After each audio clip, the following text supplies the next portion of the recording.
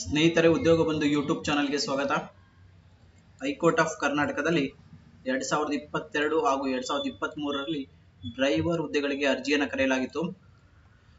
ಉಳಿಕೆ ಮೂಲ ವೃಂದದವರಿಗೆ 37 ಪೋಸ್ಟ್ ಇತ್ತು ಹಾಗೂ ಹೈದರಾಬಾದ್ ಕರ್ನಾಟಕದವರಿಗೆ 2 ಹುದ್ದೆಗಳಿತ್ತು.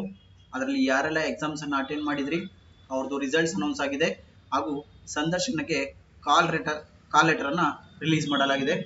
ಯಾರೆಲ್ಲ ಅಭ್ಯರ್ಥಿಗಳು ಸೆಲೆಕ್ಟ್ ಆಗಿದ್ದೀರಾ ಅನ್ನೋದ್ರ ಬಗ್ಗೆ ಮಾಹಿತಿನ ಹೈಕೋರ್ಟ್ ವೆಬ್ಸೈಟ್ ಅಲ್ಲಿ ಅನೌನ್ಸ್ ಮಾಡಲಾಗಿದೆ.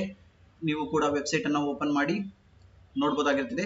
ವೆಬ್ಸೈಟ್ ಬಂದು ಹೈಕೋರ್ಟ್ ಆಫ್ ಕರ್ನಾಟಕ ಅಂತ ಟೈಪ್ ಮಾಡಿ ಹಾಗೂ ಅಲ್ಲಿ ನೋಟಿಫಿಕೇಶನ್ ಅಂತ ಇರುತ್ತೆ.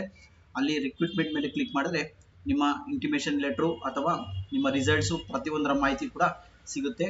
ಹಾಗೆ ಏನೆಲ್ಲ ಡಾಕ್ಯುಮೆಂಟ್ಸ್ ತಗೊಂಡು ಹೋಗ್ಬೇಕು ಅನ್ನೋದ್ರ ಬಗ್ಗೆ ಮಾಹಿತಿ ಕೂಡ ಇದೆ. ಅದ್ರ ಬಗ್ಗೆ ಮಾಹಿತಿ ಕೂಡ ತಿಳಿಸ್ಕೊಡ್ತೀನಿ.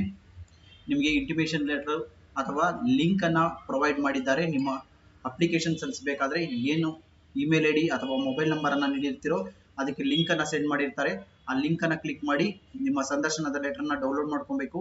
ಹಾಗೆ ಆಧಾರ್ ಕಾರ್ಡ್ ಅಥವಾ ವೋಟರ್ ಐಡಿ ಅಥವಾ ಇನ್ನಿತರೆ ಯಾವುದಾದ್ರೂ ಅಡ್ರೆಸ್ ಪ್ರೂಫ್ ಅನ್ನ ತಗೊಂಡೋಗ್ಬೇಕಾಗತ್ತೆ. ಹಾಗೂ SSLC ಮಾರ್ಕ್ಸ್ ಕಾರ್ಡ್ ಅಥವಾ ಈಕ್ವಲೆಂಟ್ ಮಾರ್ಕ್ಸ್ ಕಾರ್ಡ್ ಅನ್ನ ತಗೊಂಡೋಗ್ಬೇಕು.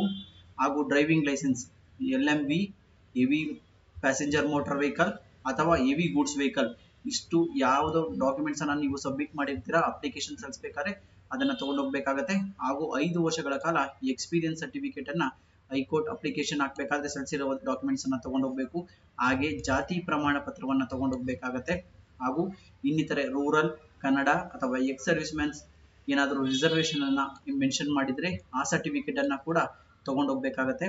ಹಾಗೂ 3 ಜನರ ಕ್ಯಾರೆಕ್ಟರ್ ಸರ್ಟಿಫಿಕೇಟ್ ಅನ್ನ ತಗೊಂಡೋಗ್ಬೇಕು. ಮೊದಲನೇದಾಗಿ ಒಂದು SSLC ಓದಿದ್ದಂತ ಪ್ರಿನ್ಸಿಪಲ್ ಶಾಲೆಯಲ್ಲಿ ಪ್ರಿನ್ಸಿಪಲ್ ಸಹಿ ಇರುವಂತ ಕ್ಯಾರೆಕ್ಟರ್ ಸರ್ಟಿಫಿಕೇಟ್ ಆಗತ್ತೆ. ಹಾಗೂ ಇನ್ನಿತರೆ 2 ಸರ್ಟಿಫಿಕೇಟ್ ಅನ್ನ ಯಾರಾದ್ರೂ ಗೆಜೆಟೆಡ್ ಆಫೀಸರ್ ಇಂದ ಇಲ್ಲ ನಿಮ್ಮ ಏರಿಯಾ MLA ಅಥವಾ MP ಕಡೆಯಿಂದನಾರು ತಗೊಂಡು ಇಬ್ಬರದು ಒಟ್ಟು 3 ಜನರ ಕ್ಯಾರೆಕ್ಟರ್ ಸರ್ಟಿಫಿಕೇಟ್ ಅನ್ನ ತಗೊಂಡೋಗ್ಬೇಕಾಗತ್ತೆ. ಇಲ್ಲಿ ರಿಸಲ್ಟ್ಸ್ ನೀವು ನೋಡ್ಬೋದು.